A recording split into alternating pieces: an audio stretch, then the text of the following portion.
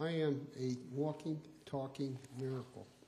I'm just so grateful I'm here to be able to talk to you. I have a history of food addiction. My family, I believe there's a very long history of either mental addiction or addiction. I came from a very dysfunctional family. And we have a genealogy going back to 1629, the Eddy family in America. Mary Baker Eddy, who founded the Christian Scientist Church, is kin to us, not blood relatives. But the genealogy is filthy with melancholy. My aunt is manic depressant. She takes almost the same medication I do. I'm bipolar. 3 of my children have been institutionalized for depression. My daughter is manic depressant. My son has 12 years of recovery as an alcoholic. 2 of my nieces and nephews have been diagnosed with manic depressant. I'm on 3 medications, Toponex, Lamictal, and Zoloft.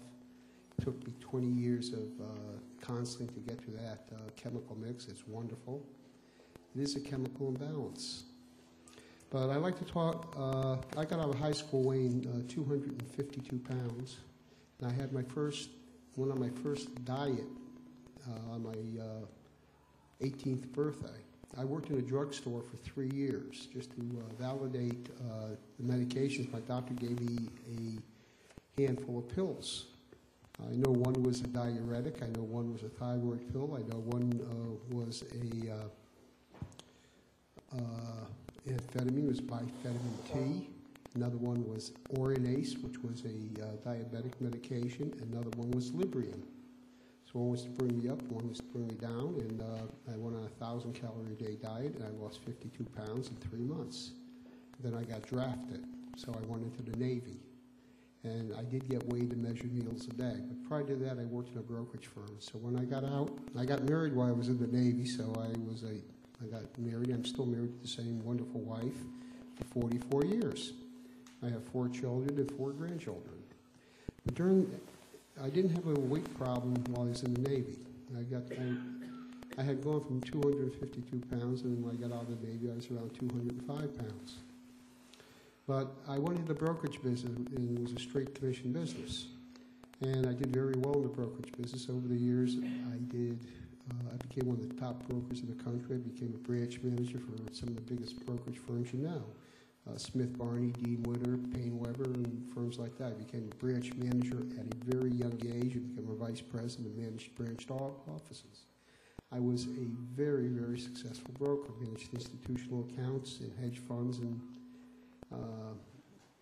financially I became very, very successful without a college education, which was very unusual. But I also became a food addict. My weight went up and down, and within 3 years, I got to 300 pounds. And I didn't know what was going on. But one thing I can say is society accepts a man with his weight more so than a woman. As long as I was productive, people didn't care.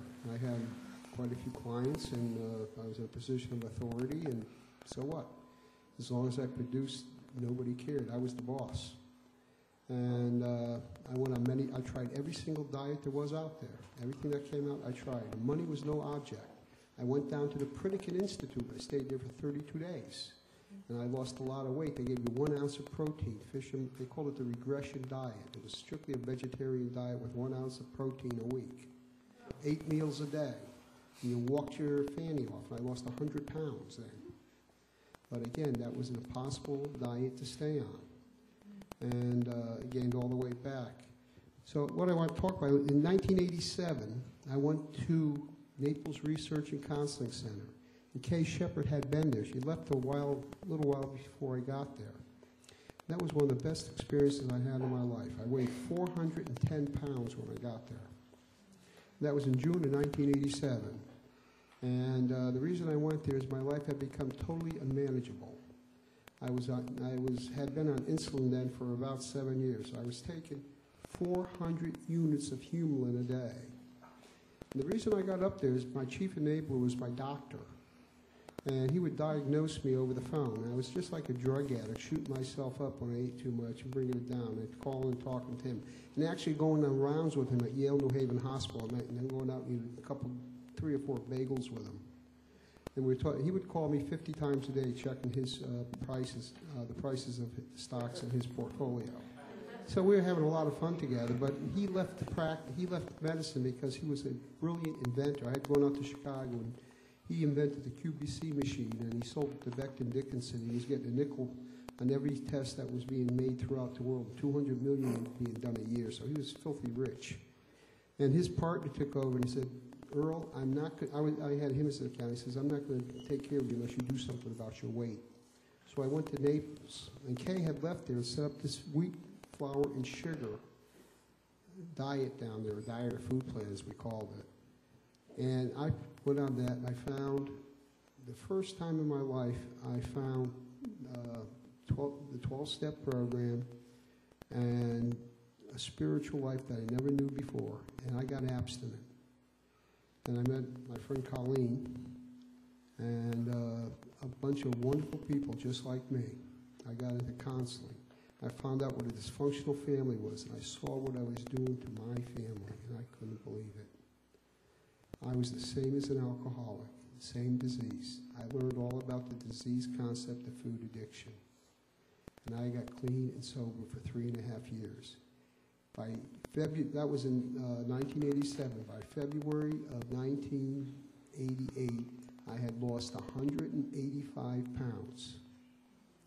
And I became the poster boy for OA, and the poster boy for the Naples Research and Counseling Center. And I remained abstinent for 3.5 years. I went to hundreds of meetings, and it went to my head, and I had a horrific 15-year relapse. And guess what? I lost everything. I was worth $1 million, and I lost $1 million plus in my relapse. But worst of all, I lost my health. And let me tell you about this now. Talk about the disease concept of food addiction and the consequences of what this disease can do to you and your family. I lost my house, I lost my fortune. Thank God I didn't lose my family. I could have lost that too. I could have lost my life. Every single consequence that you talk about in health, plus cancer, I got cancer too. I beat that one, I got kidney cancer. One thing that should be put up there. My urologist told me that 30% of all kidney cancer is a consequence of obesity. And that was found out by accident. I fell down.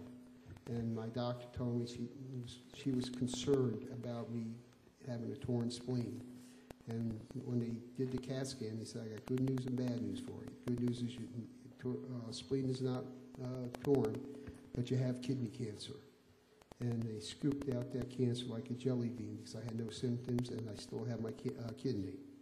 And I had my 6-month checkup about a month ago, and I'm clean as a whistle.